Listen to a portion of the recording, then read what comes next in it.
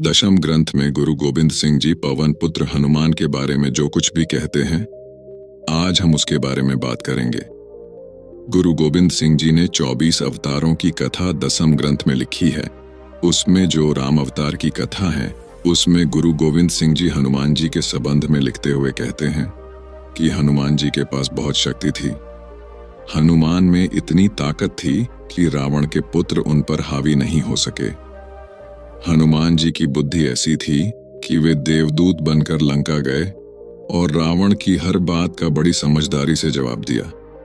और उनकी विनम्रता ऐसी थी कि उन्होंने कभी किसी कमजोर को अपनी ताकत नहीं दिखाई। हनुमान वानरों के राजा केसरी और उनकी पत्नी अंजना के 6 पुत्रों में सबसे बड़े और पहले पुत्र हैं। रामायण के अनुसार वे जानकी के अत्यधिक प्रिय हैं। इस धरा पर जिन 7 मनीषियों को अमरत्व का वरदान प्राप्त है, उनमें बजरंगबली भी हैं। हनुमान जी का अवतार भगवान राम की सहायता के लिए हुआ।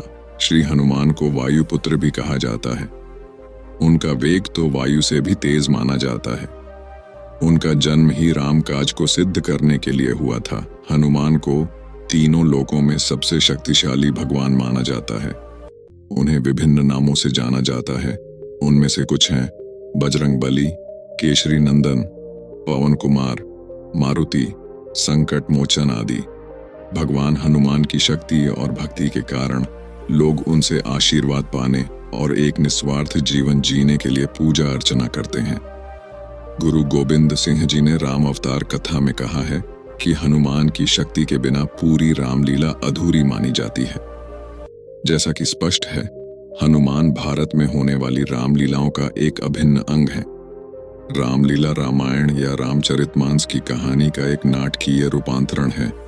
इनका मंचन ज्यादातर दशहरा के शुभ समय के दौरान किया जाता है। गुरु गोविंद सिंह जी ने दशम ग्रंथ में कई अवतारों का जिक्र किया है और देवी देवताओं के बारे में भी बताया है, लेकिन वह खुद एक ही ईश्वर को मानते हैं।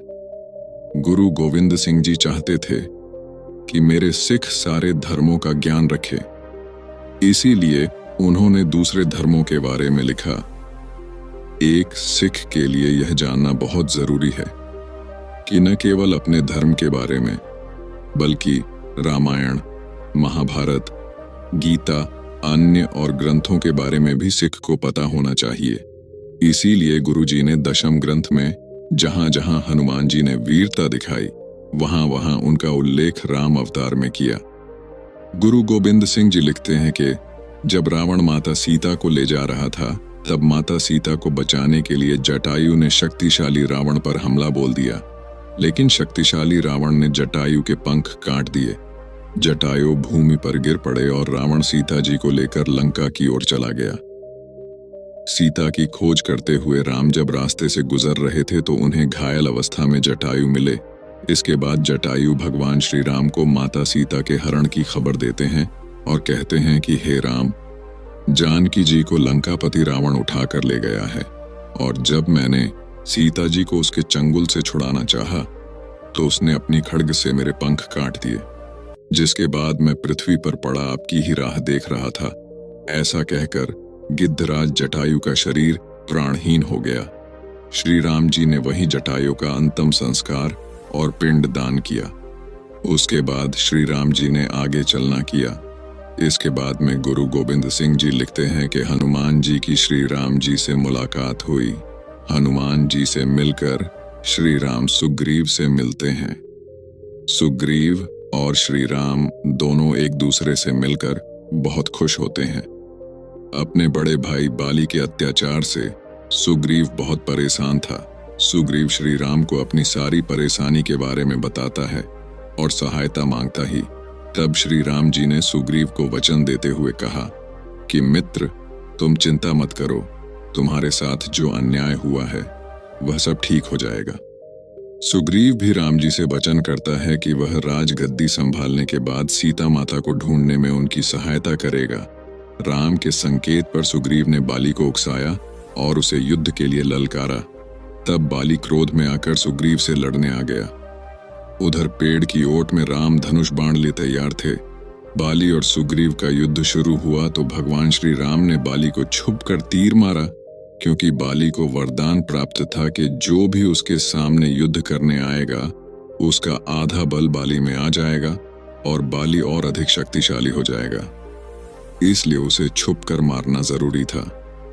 उसके बाद गुरु गोबिंद सिंह जी लिखते हैं कि सग्रीव ने अपनी फौजों को 4 भाग में बांटकर उन्हें 4 दिशाओं में भेज देते हैं और हनुमान जी को लंका भेजते हैं। रात में हनुमान जी अशोक वाटिका पहुंचते हैं। हनुमान जी ने जब अशोक वृक्ष के नीचे सीता जी को देखा तो उनकी आंखों में खुशी के आंसू आ गए। वाल्मीकि रामायण के अनुसार पहली बार हनुमान जी ने जिस पेड़ के नीचे सीता जी को देखा था वो सिंसुपा था। कुछ लोग सिंसुपा को शीशम का पेड़ बताते हैं। हनुमान जी ने भगवान राम द्वारा दी गई मुद्रिका माता सीता के सामने डालते हैं, जिसे वे पहचान लेते हैं कि राम जी मेरी सहायता के लिए आ रहे हैं। फिर हनुमान जी ने लंका वासियों का मनोबल तोड़ने के लिए हनुमान जी ने लंका को आग लगा दी। ऐसा हनुमान जी ने इसीलिए किया क्योंकि वे शत्रु की शक्ति का अंदाजा लगा सकें। रावण ने अपने पराक्रमी पुत्र अक्षय कुमार को भेजा। हनुमान जी ने उसको भी मार दिया। गुरु गोविंद सिंह जी आगे लिखते हैं कि हनुमान जी लंका से वापस आकर राम जी को वहां की सारी बात बताते हैं। फिर श्री राम जी अपनी फौज लेकर आगे चलते हैं, जिसमें करोड़ों से भी ज्यादा बानरों की फौज दी साथ। हनुमान, लक्ष्मण, सुग्रीव, जामवंत, अंगद, विभीषण, जटायु, नल, नील, सुषेण और कई और धर्मी राक्षसों के साथ वीर योद्धाएं शामिल थे। समुद्र को पार करने के बाद श्री राम जी की सेना ने लंका की ओर बढ़ते हुए वहां राक्षसों के साथ युद्ध का सामना किया। इस युद्ध में हनुमान जी ने अपनी भक्ति और बुद्धिमत्ता से अद्वितीय भूमिका निभाई। जब रावण के दूतों ने राम जी की सेना को देखा तब वह भागकर रावण के पास गए और रावण से विनती की है, लंकेश्वर रावण, आप अपनी लंका को संभाले। राम जी बहुत ज्यादा सेना लेकर युद्ध करने के लिए आए हैं। रावण ने दूतों की बेनती सुनकर धुमसर जामवाल को बुलाया और इन दोनों को कहा कि अपनी करोड़ों की सेना को लेकर जाओ और राम जी की सेना को रोको। जब रावण की सेना को आते हुए हनुमान जी ने देखा तो वह बहुत क्रोधित हो गए। उनका वीर रस जाग गया। युद्ध अथवा किसी कार्य को करने के लिए हृदय में जो उत्साह का भाव जागृत होता है उसे वीर रस कहते हैं।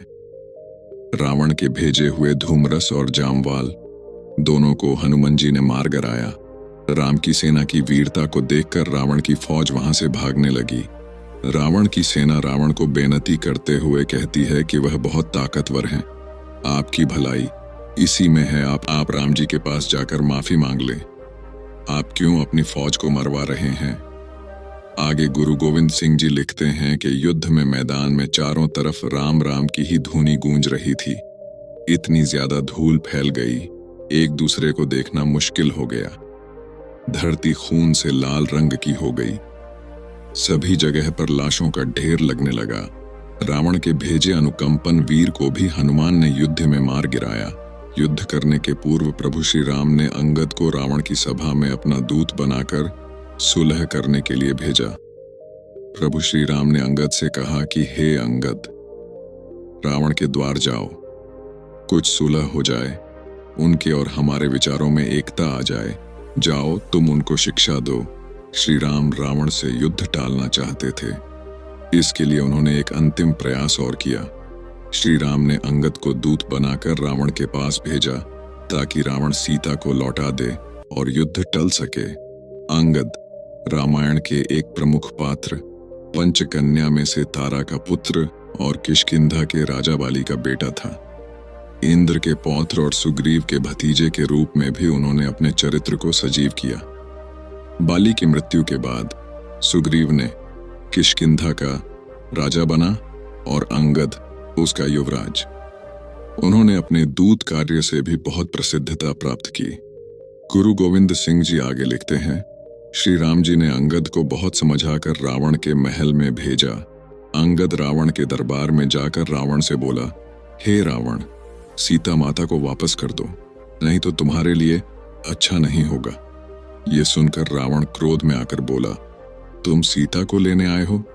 सीता तो क्या, उसकी परछाई भी तुम वापस नहीं ला जा सकते। रावण बोला, ये लंका क्या है?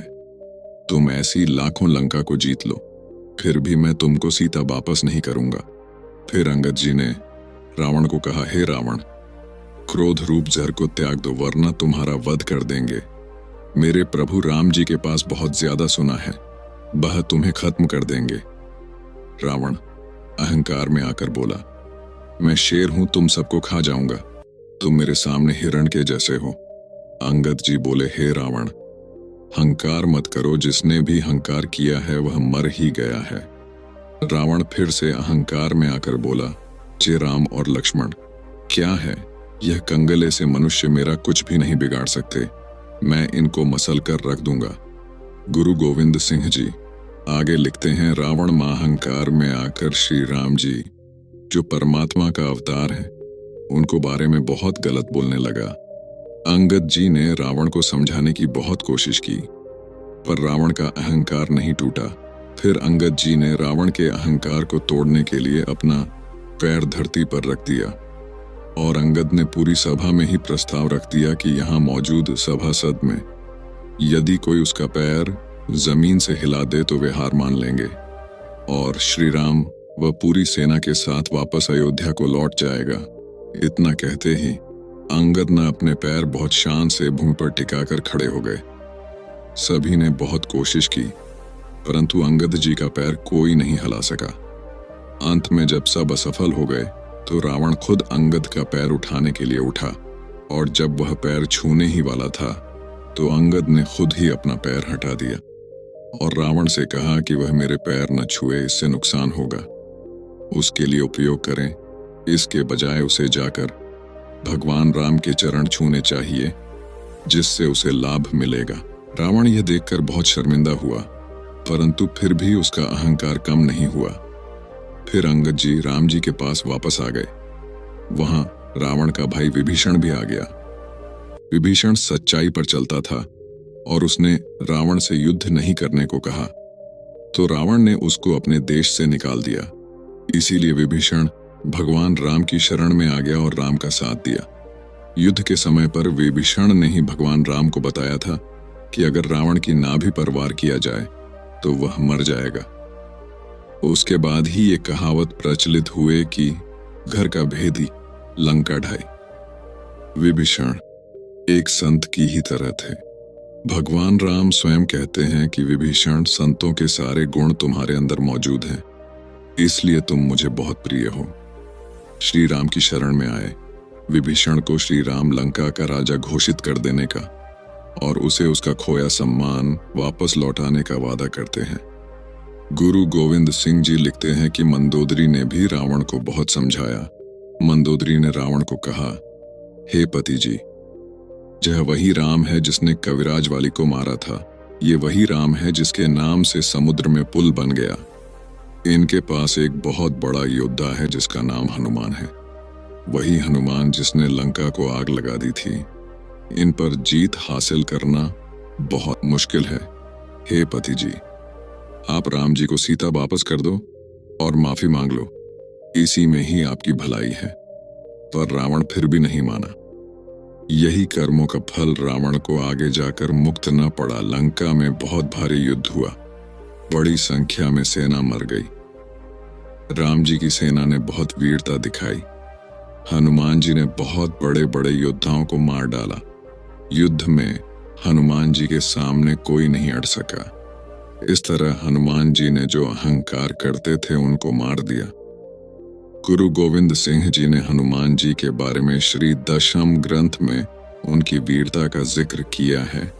अगर हनुमान जी ना होते तो लंकापति रावण को हराना बहुत मुश्किल था। हनुमान जी ने अपनी बुद्धि और अपनी वीरता के साथ इस युद्ध में रावण के भाई और पुत्रों को मार दिया। गुरु गोविंद सिंह जी अपने खालसे को ये सब इसीलिए बताते हैं कि मेरा खालसा युद्धायों की बातें सुनकर अपने अंदर जोश पैदा करे, जो अच्छी सिखियां हैं उनको अपने जीवन में धारण करे। इसीलिए उन्होंने अपने दशम ग्रंथ में 24 अवतारों का वर्णन किया है। हनुमान जी राम भगत हैं।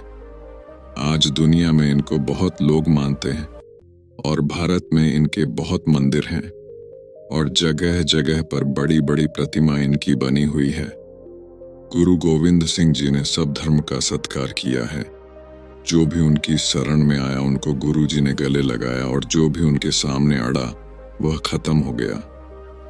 हम सबको गुरु गोविंद सिंह जी का सत्कार करना चाहिए। गुरु गोविंद सिंह जी ने समाज में समानता और न्याय के लिए संघर्ष किया और उनका योगदान आज भी हमें प्रेरित करता है। उनके विचारों और कर्मों का महत्वपूर्ण स्थान हमारे समाज में है और हमें उनकी उपदेशों का पालन करके एक सशक्त, सामर्थ्यपूर्ण समाज बनाने का संकल्प करना चाहिए। एक महान फिलोसोफर बुल्ले शाह लिखते हैं, न कहूं जबकि, न कहूं तब की, बात कहूं मैं अब की।